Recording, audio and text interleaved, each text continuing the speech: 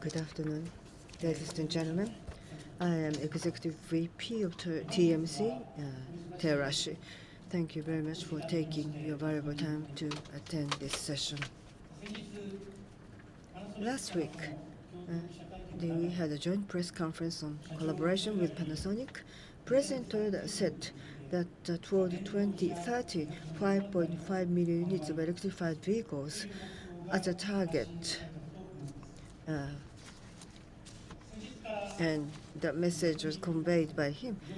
So Mr. Abe, the managing director here, talked about the history of hybrid technology, and then at the last week's press conference, the president talked about this collaboration on the battery development. And today, I would like to take the floor to explain our challenge toward the further wide use and development of the electrified vehicles. Actually, ZEV vehicle, 1 million units, PHEV hybrid, 4.5 million. Those units targets were supposed to be mentioned by myself, but already during the Q&A on the 13th, Mr. Toyoda already mentioned those numbers. So I would like to give the details of our challenge toward achieving these goals. So in the Q&A, the President Toyoda mentioned about the CAFE and ZEV. Zero emission vehicle, ZEV, is based upon the regulation requirement. So the global car growth, according to the regulatory momentum, the level is maybe less than 1 million units per annum. In addition, every year 85 million units or the 90 million units are the conventional gasoline driven vehicle, including the diesel vehicles. So conventional engine-based vehicles are huge volume. But CAFE, CO2 emission control, is applied as a regulation. We have to cope with those two requirements. So we are developing the car which satisfies the ZEV requirement and one to satisfy CAFE. In order for the ZEV vehicle to satisfy CAFE, it will take some more time. Quite often we say that hybrid vehicles were excluded from the environment-friendly vehicle category, but it's not the ZEV category per se, but the hybrid vehicles are important strategic vehicle to satisfy the CAFE. Now, I would like to talk about the form to which Toyota aspires to build a sustainable society and customer smiles through offering three values: safe and security, inspiration, environment. We will achieve sustainable growth by steadily forging a solid footprint. So today I will talk about electrified vehicles, and we will apply the same fundamental principle stance. On the other hand, in recent years, lifestyles and technologies are changing rapidly through innovation, and the customer needs and the industries are changing largely as well. And the automobile industry is not an exception. So this is really the cars are facing the profound transformation that comes once only in 100 years. But Toyota considers it as a chance. We can offer the new value which we never thought of, and this is a rare, wonderful opportunity to expand our business in order to build ever better cars. We will make a strategic shift to focus electrification, information, and intelligence. Today, I would like to focus our approach initiatives toward electrified vehicles, electrification. To reduce vehicle CO2 emission, electrification is essential and necessary. We already announced the Toyota Environment Challenge 2050. To achieve this goal, we are making steady progress. On the other hand, what types of electrified vehicles is needed is not decided by environment regulation nor manufacturers like us, but customers and market finally decide. For example, if you want to buy an EV, if you want to just buy one car, or FCEV or PHEV or hybrid vehicle, that is a customer's actually need. depending upon the customer needs, final decision will be made. But in addition, different countries are considering to introduce a new regulation, tax system, and other system, which will form eventually a large market. For example, in Norway, let's think about a situation like a country like Norway. Norway has the world #1 electrification ratio of the vehicles. Almost 50% of the vehicles are already electrified. About of that total, about 20% are BEV in Norway. So when you look at the best 10 models of the vehicles, EV and PHEV and hybrid vehicles are the major ones in Norway. But why in Norway the electrification of the vehicle is advanced so much? Because the country size is about equal to that of Japan, but it depends upon the hydropower generation, and it has a domestic crude oil production. So per capita GDP and total income is almost double of that of Japan. So affluent lifestyle available in Norway. In addition,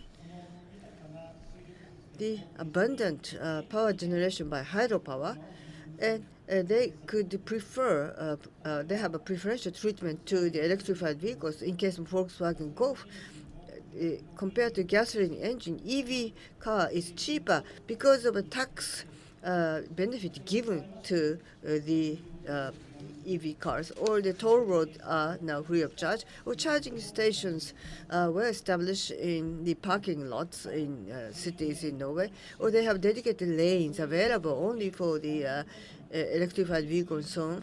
So the running costs also prefer the electrified vehicles, and for the first time that the 20% of the BEV is achieved. By all these special measures, the 50% or so is achieved for electrified vehicles, and BEV ratio of 20% is achieved. Because a unique feature is that Norway is a country that doesn't have an automotive industry. It has a small market. So that kind of a policy, as well as the national measures, can be implemented based upon that underlying factors. What about the Toyota's business in Europe? As to the electrified vehicles, almost 50% in the last 1 year. So we are about to reach 50% of electrified vehicles in European market. So that's how we already advanced in terms of electrified vehicles in Europe on behalf of Toyota. Well, let's look at Japan. Following Norway, Japan is world #2 in terms of electrified vehicle population, which is 30%. But we don't have a low energy sufficiency rate. So we have to consider the use of diverse energy sources for like hydrogen, electricity. And so therefore we like to promote the use of HV as well as FCV. Norway #1, Japan #2 in terms of electrification ratio. But third and other countries of the world only have less than 10% of the electrification of the vehicles, and other countries should follow Norway and Japan. And in case of Japan business, almost half of the Toyota cars are so-called electrified vehicles category. As a mass volume manufacturer, to sustainably supply vehicles suitable for the customer needs, it is necessary and sufficient condition for us to increase our diverse lineup of the electrified vehicles.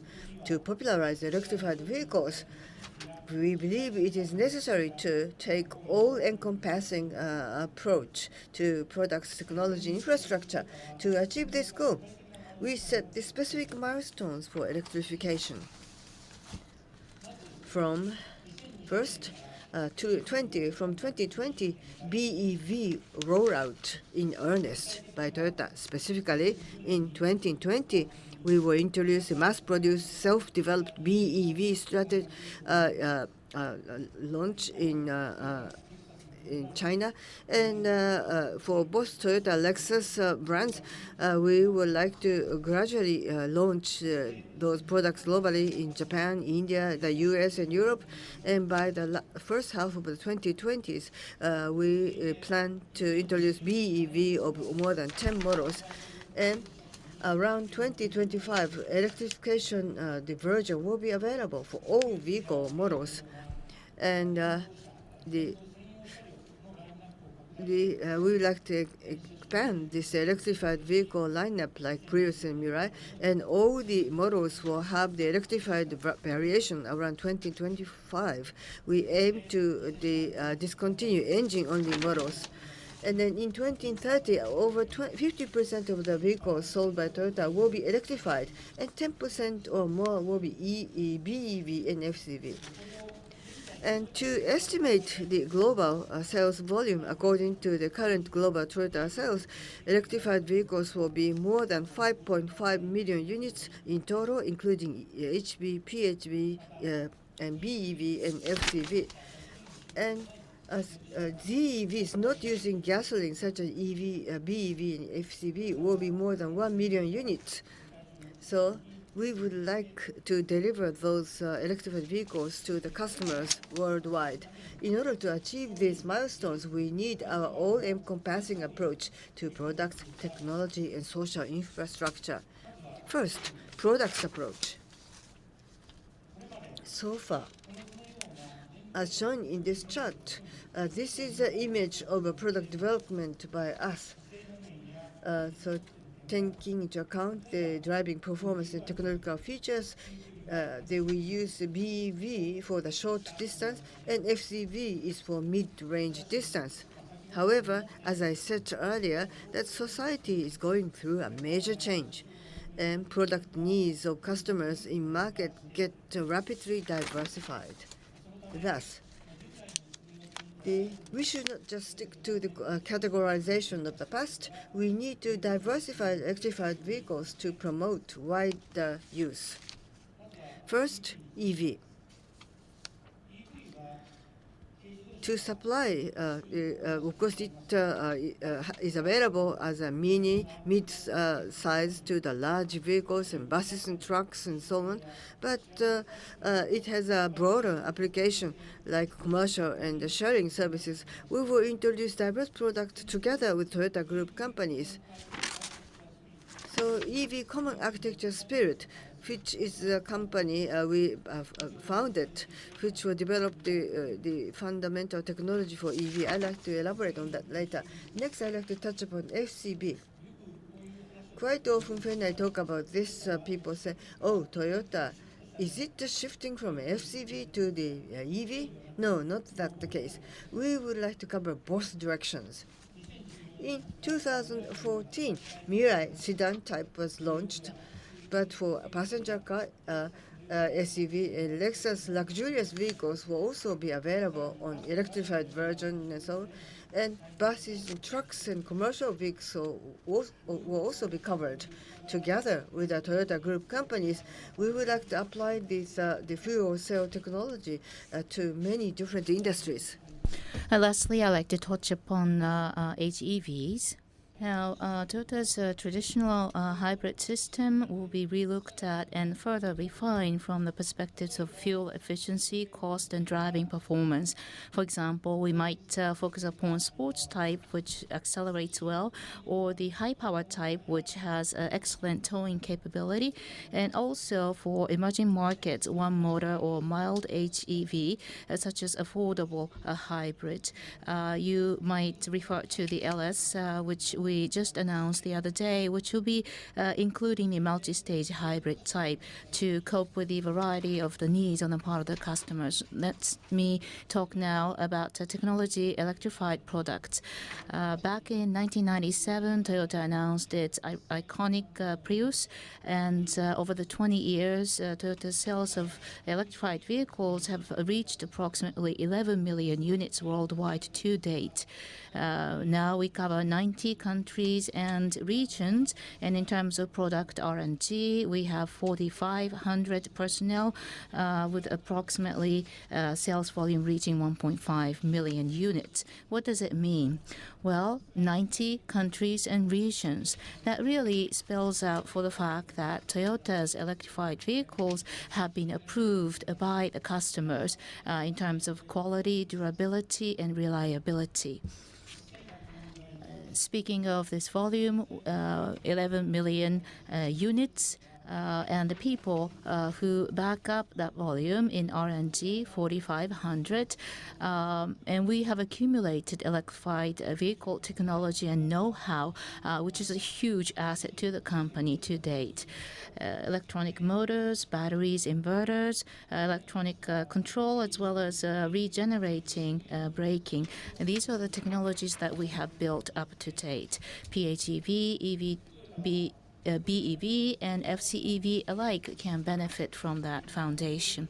Now, we would like to leverage upon the foundation we have built, and we would like to strive to achieve the current level of 1.5 million annually, not just in Japan, but globally. The foundational technology that I'm speaking of can be rolled out to BEV as well as FCEV. In other words, what we have built so far is truly the strength of Toyota, which can further contribute to the popularization of electrified vehicles. However, when we speak about this volume of 5.5 million, it really goes beyond what we have currently. It's a dramatic change in stance. Of course, over the 20 years, we have built up to the speed of 1.5 million, but we're now talking about 5.5 million in 2020, which means that we would like to have triple volume in just half of the time frame that we have surpassed from the start of this achievement, which will require huge efforts on our part. That is why I'm saying drastic change in stance. Now, amongst the 5.5 million, that includes 1 million zero-emission cars. Speaking of Nissan Leaf example, when you look at the battery capacity alone that is equipped on board the current widely sold BEV, that's 50% the capacity. So looking at volume itself, it's 50 times the hybrid battery.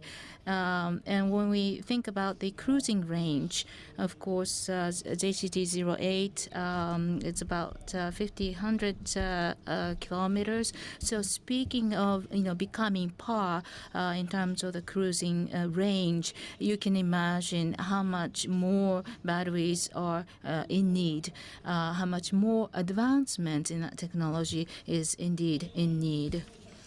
Now, in order to a widespread electrified vehicles, the key factor indeed is batteries, as I aforementioned. Not just the supply capability, but also the energy density, which has to do with the cruising range or charge time. Of course, that affects the vehicle cost largely. So we feel that for the development and production of such, we need to do a large-scale investment. So towards 2030, 1.5 trillion yen investment will be made as we calculate as R&D and CapEx. Just the other day, you heard us step on the axle towards that goal. Now, from the start of our business, Toyota has focused upon the importance of batteries, and we have spent needed efforts in the development of such. The all-solid-state batteries that we are aiming to bring to the market for practical use by early 2020s, of course, will contribute largely for the benefit and performance increase because it's smaller and lighter, and also the cost benefit. We've just made an announcement, as you heard, on December 13th, 2007. combining the strength of Panasonic, which is a leader in the automotive battery. Combining that with Toyota's know-how, we believe that the alliance will help to achieve further in terms of developing prismatic batteries for automotive use. Of course, this was the final piece that we had been aiming for. Now, with this piece in place, of course, as a key factor fulfilled, we have a strong wind helping us towards our goal. So we're ready for the electrification. Now, 5.5 million units in 2030. We have already steered our ship towards that challenge. We're striving strongly forward. Now, lastly, let me touch upon social infrastructure. The electrification of mobility and the resources and energy issues cannot be separated. Toyota will not only produce and sell electrified vehicles to the society, but also work upon social infrastructure. First of all, in terms of resources, we will first focus on batteries. As the electrification continues, of course, the use of batteries will increase as the number of such units increase. Batteries, of course, require rare metals such as Ni, nickel, and Li, lithium. Of course, we would also be thinking about recycle and reuse because we need to be considerate of industrial waste being produced as a result. Now, so far, Toyota has always been engaged in reuse and recycle of hybrid batteries. We would like to do the same with electrified vehicles, especially when it comes to HEV reuse and recycle. And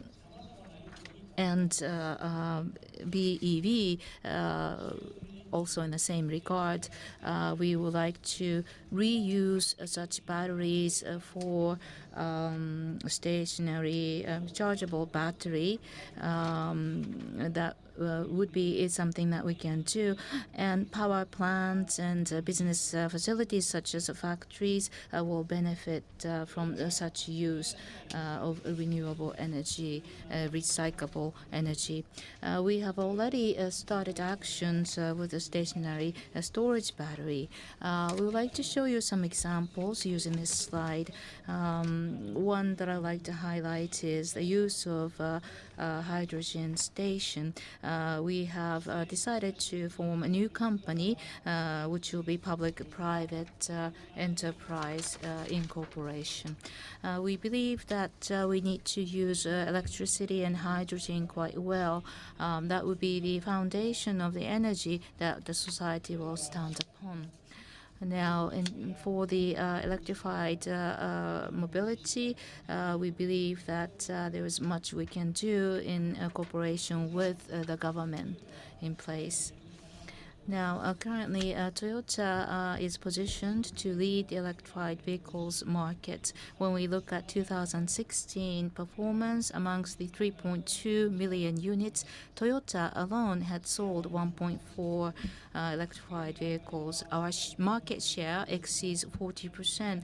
So every 1 in 2 electrified vehicles sold today is our car. We have been the first to enter into such market, as you know. As President Toyoda explained to you the other day, we always consider to be a challenger. We would like to continue to be the market leader, providing electrified vehicles which match the customers' needs and the world market's need.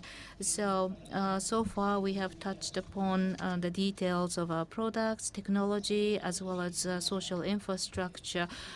Those are the efforts that we would like to be making in encompassing all directions.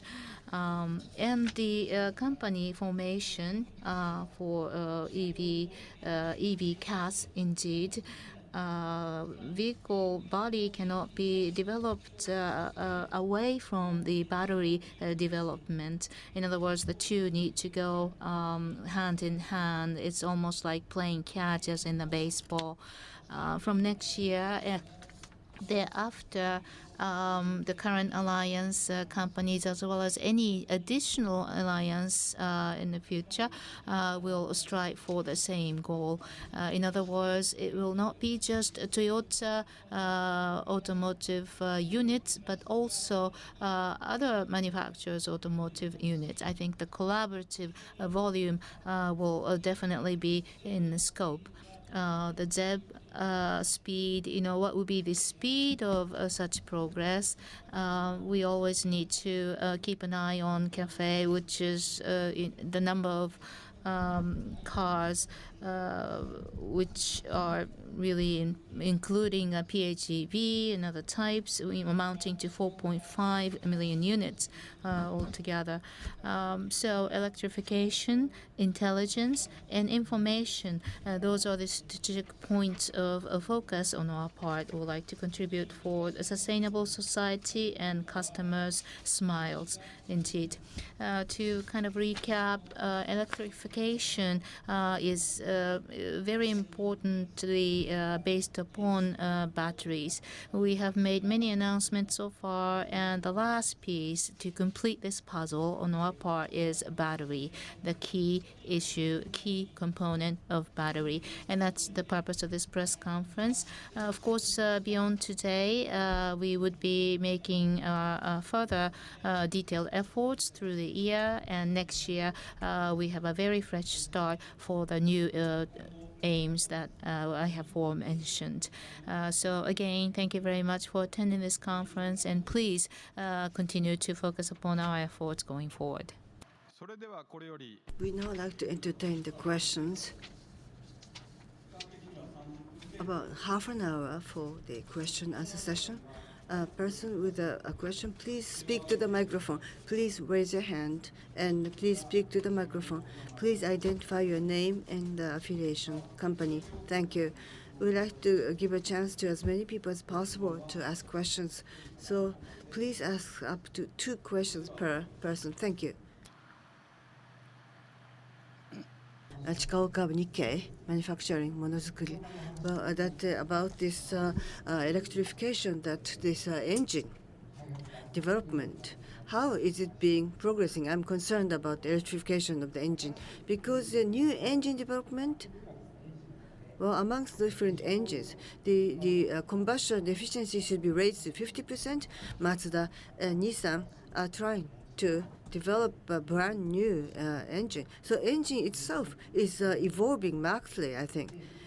So at one time, your company, Toyota, also was developing this the high efficiency combustion engine, and you made an announcement on that high efficiency engine as well. Well, what about this new development of a new kind of efficient engine? And my second question is that to what extent on the BEV and EV, the merged figures are announced. But what about the BEV per se, 2025 or 2030? How many units, tens of thousands of units, do you intend to produce the BEV against the total electrified vehicle population? Well, about the engine combustion efficiency, engine itself, the development in the future was the gist of your question. I said earlier that the 2030 electrified vehicles, 4.5 million, still will be mounted with the engine. The other 50% still will have the engine. In other words, 90 million units are the target by CAFE.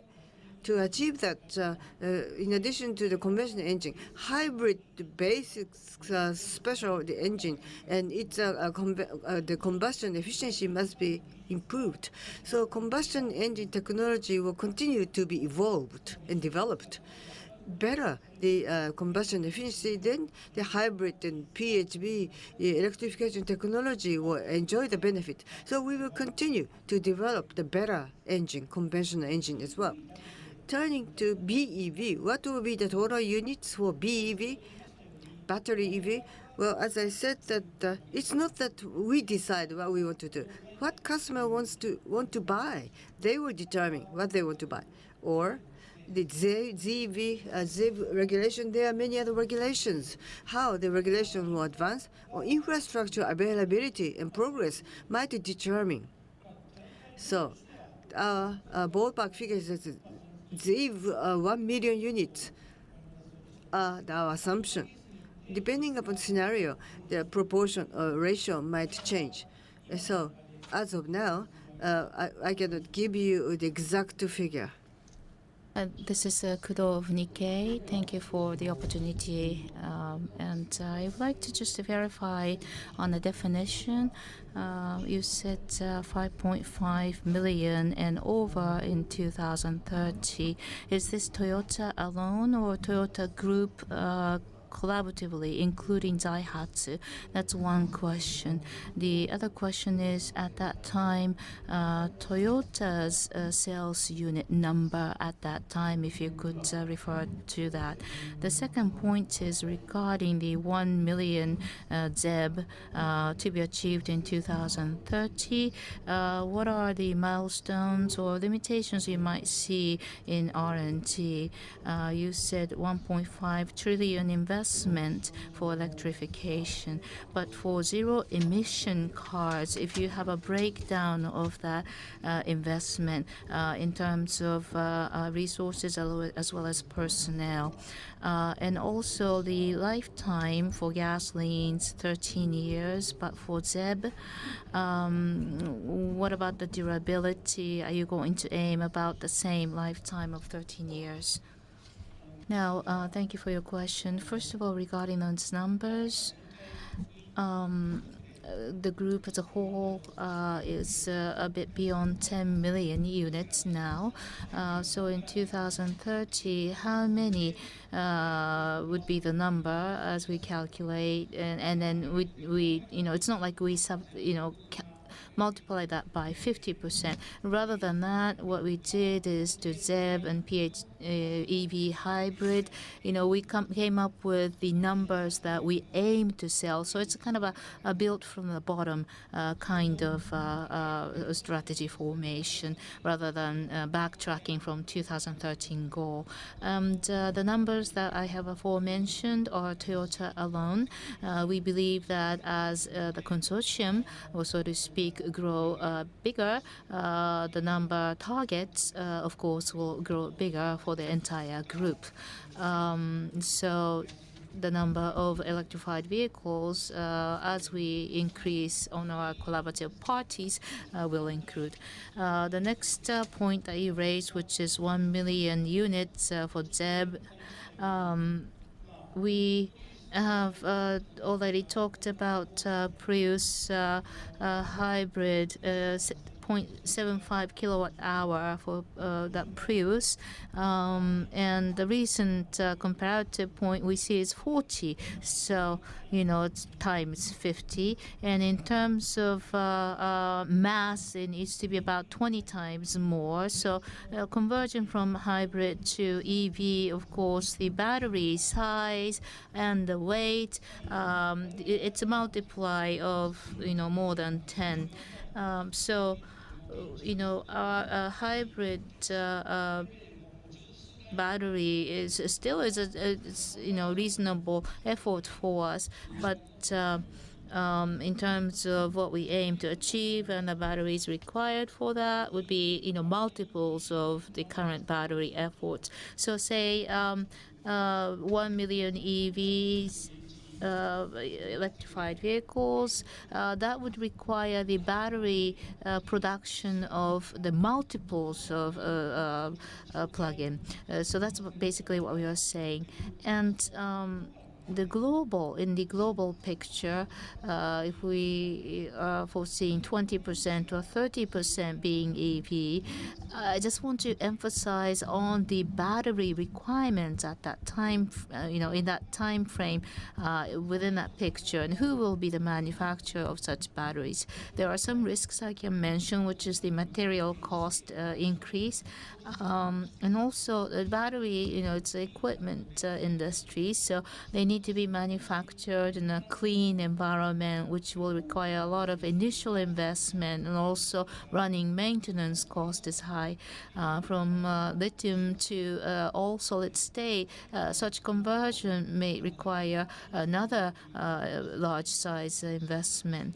So again, the battery requirement is huge, and who is going to invest to make sure that the manufacturing is par with it, having enough capacity and such. So that needs to be in place before all electrification visions that I have aforementioned can be achieved. So in the last 1 to 2 years, I'm sure you are exposed to the announcements that Toyota had made, and I believe by that you can see the horizon of our future vision, what it is that we are focusing upon, where it is that we are aiming to go to with our collaboration with Panasonic. As you heard in our recent announcement, we have filled the last piece of puzzle to this grand picture. Now we can accelerate and really go towards our grand goal.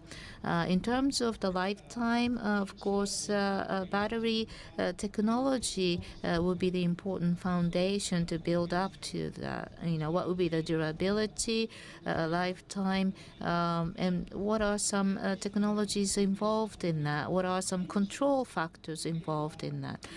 In other words, the use of batteries alone or the production of the batteries alone will not solve the entire picture. That needs to be developed in collaboration with the automotive body itself, and the two together, the car and the battery, can bring us to the achievement. So the announcement we just made the other day really finalized and completed our vision for electrification. Ogawa of Nikkei Automotive. My first question is about the EV development. What is the division of roles among yourselves? Mazda and you had an announcement. A new company launch was announced as well. According to my understanding, your relationship with Mazda, you will develop the platform, like underbody and so on of the EV, BEV, covering a compact car, a small car to the big cars. And then for the commercial vehicles, a cell has to be common once to lower the cost. So that's my first question for clarification. My second question is that now Toyota in the BEV, EV area are making the very active stance at the three-staged approach to really push forward. In the past, you have a hybrid technology. You say, oh, we are ready to launch EV, BEV anytime. Regulatory situation has not changed drastically recently. But this fall, the Volkswagen announced that a big investment. So maybe did you consider Volkswagen's attitude in making a more the proactive stance on BEV and EV development? About the division of labor or the division of roles amongst the different companies, like Mazda, Denso, and Toyota announced about the development of EV CAS, a new company, to collaborate. Basically, the vehicle platform, body platform, is just one of the areas, but the entire unit, but the very special ones like motors and inverters and others will be developed, and battery itself. We have to have a very special requirement, specification, in order to have a full capacity of the EV, BEV. So standalone battery is not just the issue, but entire battery could be installed as a package in order to extend the lifespan and durability. What about the required cooling function? So all these specification requirements are taken into account. That is why this EV CAS was built, to do all this comprehensive service. If that property is achieved, then the lithium battery might be combined to a certain extent. If a solid-state battery is used, what kind of feature or property should we aim at in its specification? So that is the kind of this division of role. So the EV CAS company will actually stipulated a very detailed specification to the battery companies. But why we became so active and offensive or making such announcement on the BEVs? Is that because we are responding to the Volkswagen? Maybe that was the gist of your question. But anyhow, for a long time, this is not a direct answer to your question, but for some time, we are saying we are not lagging behind. We do already have the technology for BEV and EV. We've been conveying that message. But still, some people say, oh, you are behind. Or some people say, Toyota, you are not behind. We know it. But why don't you launch a BEV? So that was quite a convincing statement by you. So we can just launch a BEV tomorrow. So the thing is that toward BEV and EV, what is the challenge? What should be solved to make a step forward? We have to clearly explain what we are doing exactly. So we are thinking about this for some time, as I mentioned today, and then as the earlier I mentioned in my answer. But battery is the barrier which has to be clearly solved first, because it was a missing piece. We say all the batteries can produce in mass production and so on. That's not the scenario Toyota can think of, because battery was the issue. So far we produce our own hybrid batteries. So we have to have a complete good battery story. And then when our desirable BEV and EV can be launched, that clear message should be launched. And some people were waiting, why you haven't launched the BEV yet? So that is why we are ready to accept any comments on these things. I am Kawamura of GG Press. Thank you for the opportunity to ask question. I might be a bit redundant, but want to clarify. My question is regarding the alliance and your relationship. You talked about EV role division for CAS, for EV CAS, but looking at 5.5 million, your relationship with Matsuda, Daihatsu, Suzuki, and there are companies in automotive industry which are not in partnership with you now. Are you going to combine your hands with them, collaborate together, or not? That's my question, number one. And the second question is your effort for all solid state aims in early 2020s. What is your relationship with Panasonic in relation to the all state? And you talked about those target numbers to achieve in terms of the units. How does Panasonic get involved in that? I believe your number one question, number two question are quite interrelated in terms of my reply. The companies which are already in alliance do not have to. It's not like they're all required to use this battery that we are about to develop. EV CAS basically would like to take the leadership in determining the specs of the batteries needed, and which battery maker to actually use will have to be decided on a part of the OEMs respectively and separately. So all those alliance companies will independently make a decision as to which battery maker to use.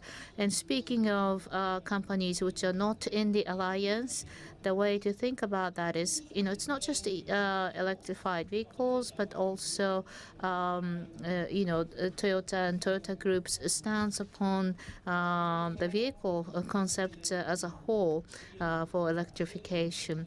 In other words, with ZEV and CAFE, those achievements require quite hurdles to be clarified. So when we talk about batteries or EV, hybrid, PHEV, FCEV, all these units need to be leveraged, used to the fullest. If there are any such requests coming specifically from OEMs, we're willing to open doors. We'd like to do the same with batteries. And the approval and the fit-in is very difficult, then we would like to have a have a solution in terms of the unit. So when we think about the environment, once we hold onto a good solution, then that solution shall be used for a wider use, more benefit to be shared by the others, so to speak.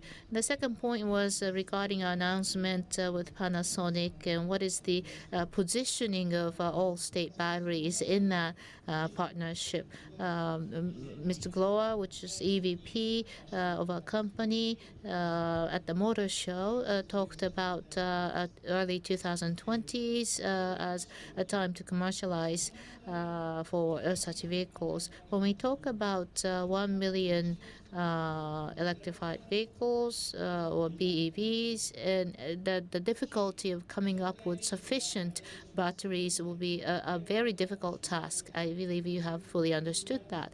And if we were doing it just internally with our investment, at the time of manufacturing, Toyota alone cannot achieve that. We will need to make that achievement in collaboration with other companies vis-a-vis battery makers.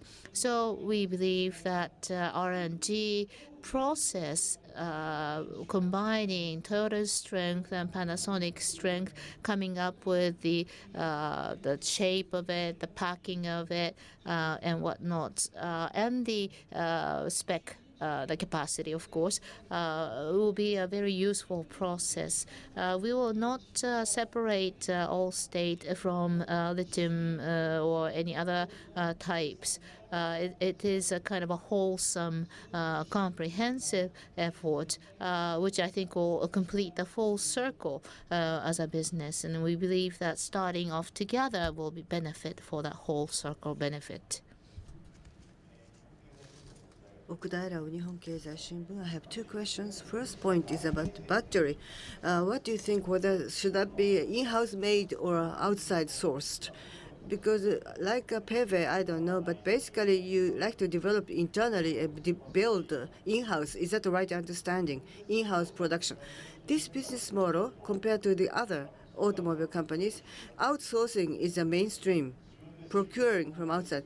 But the vertically integrated production is only you and Tesla, I think, maintain as a policy. The government of China is really investing, like the solar power panel and so on. The costs are going down. So the in-house production has merits and demerits. What do you think about R&D expense? Like FCEV will be developed, and you will have the omnidirectional or comprehensive encompassing activity, 2 trillion yen or something that you invest in R&D. So I think the budget gets difficult. You are no longer pursuing the volume. So how do you manage this R&D expense in the future? How about your cost sharing with other companies? The in-house production versus outsourcing, of course, that is the major decision with regard to the production of battery.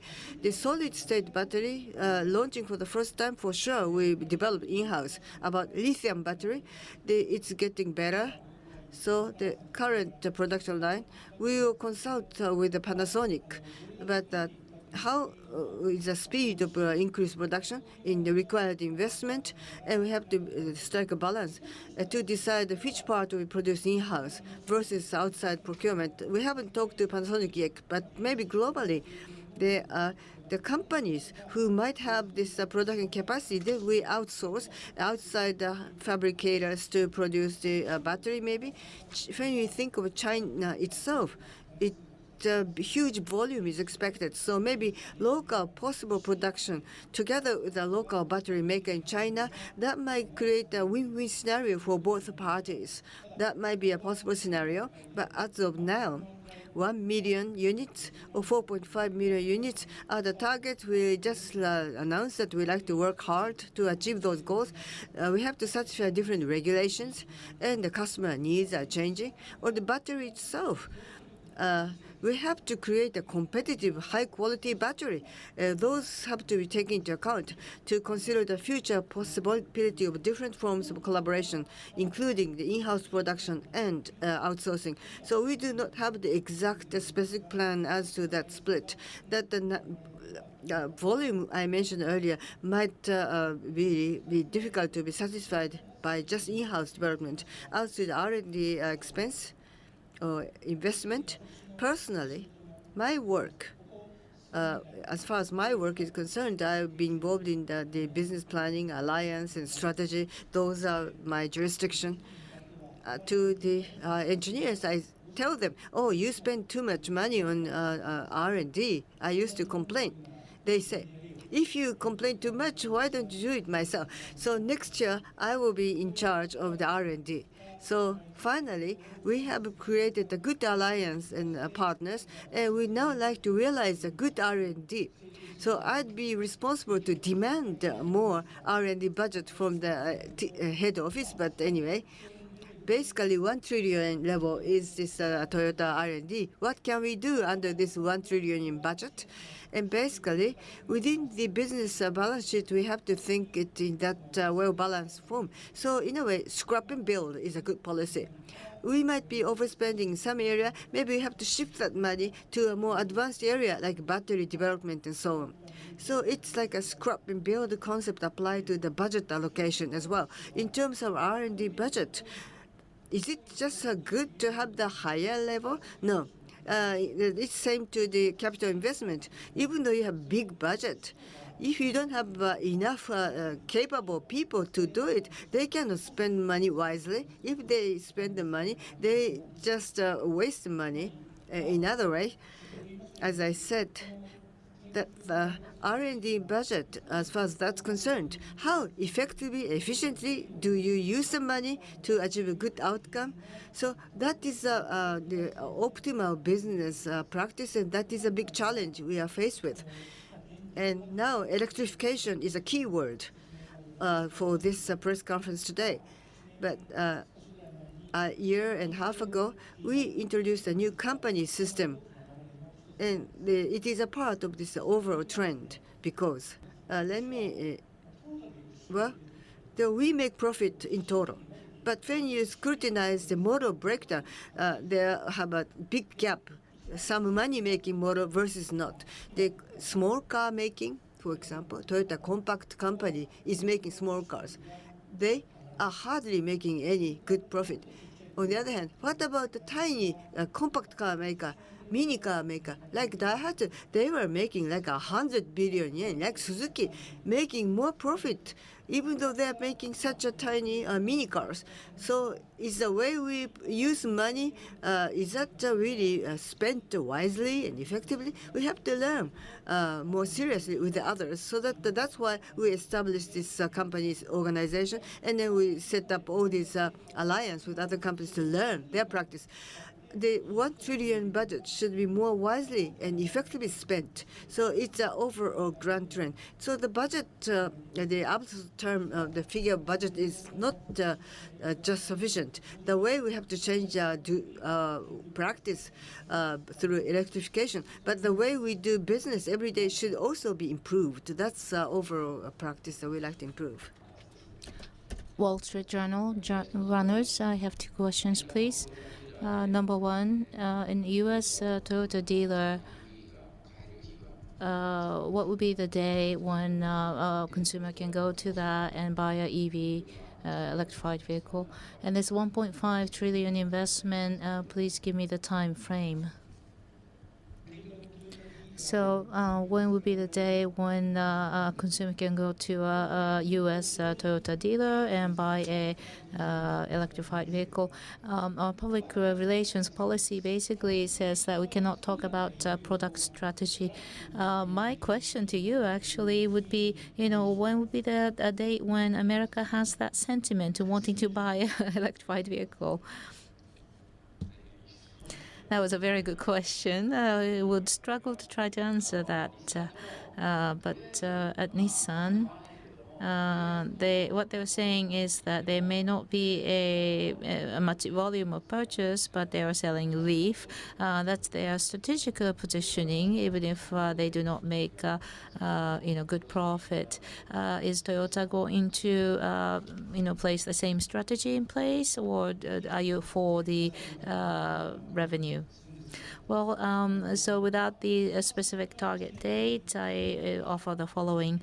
Basic line of thinking is when we talk about electrification, the ZEV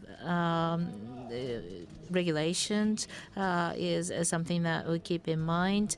Hydrogen will be our answer to ZEV, and local efforts are, of course, combined with the central efforts.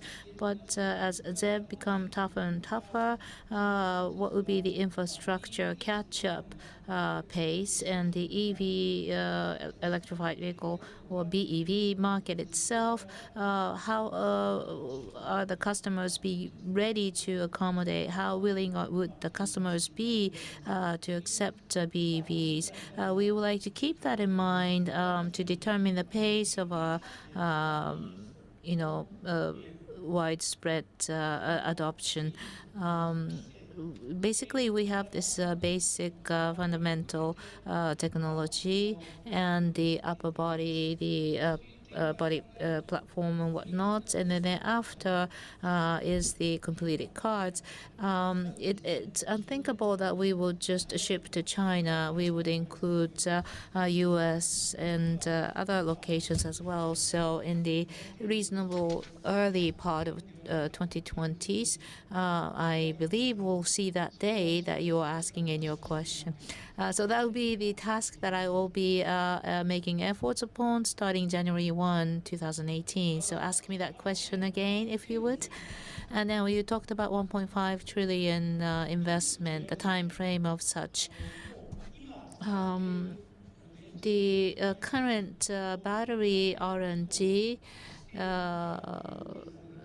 that basically added by what we will spend next year and whatnot. So 1.5 trillion is from next year to 2030 to come up with the battery technology for the volume of the cars that we aim to sell. About the half of 1.5 trillion, I believe, will be invested for battery R&D. Thank you for your valuable input. I'm Nezu of Nikkei Electronics. I have two questions. The first of all, that electrification have three criteria. The one is battery, and then you mentioned mostly on battery. What about motor and inverter? Basically, that your company will develop it in-house. Is that the right understanding? Or BSA or other Nissan or Honda are doing, but they are strong. They are working with a motor supplier outside. They set up a joint venture to procure motors. So what's your thought on the motor and inverters? That's my first question. My second question is that you have formed a collaboration with the Panasonic. So you will start to consider different ways of collaboration. But this time, through this collaboration with the Panasonic, the last piece of the electrification is already satisfied. But you announced that you start to consider the collaboration. But you are already saying that the last missing piece is already filled. So what is why do you think that the last missing piece is already filled, even though you just are starting the feasibility study? Well, as to the first question about the motor and inverter, in-house development is not really the case, because Denso and Aisin, they are the Toyota Group companies. They are already producing those. So it's not that just develop in-house, but we already have that capacity in-house and collaborate further. If outside people would like to use our technology, we are willing to offer. And so some of the basic technology we would like to use and summon all the technology of the Toyota Group companies. We'd like to maintain our open stance in that point. The second question is very good. You really pinpointed the good part of the issue. Well, we've been talking about collaboration, but Toyota side approached Matsushita or the Panasonic, and then we share the same common understanding of the problem. In other words, that to develop the battery, the framework is already agreed upon between the two companies. Based upon the overall framework, what about the tiny pieces and the parts? Because the basic framework is already agreed upon between two companies. That's the agreement. But the different specific areas are to be worked out from now on, one by one. But we have to expedite this. So we will, of course, have a feasibility study. But it's not that you start to write from this scratch. It's not the case. we already have the overall format framework. We are just need to start to paint the color. So not just Toyota and Panasonic as our alliance partners. It's not limited to just two of us. In other words, so many batteries have to be supplied in the future in the world. Globally, not too many companies are capable of producing huge amount of batteries.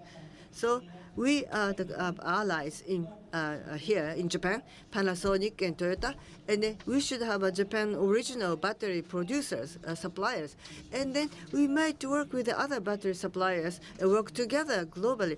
And then electrification should further be promoted for vehicles through that open partners.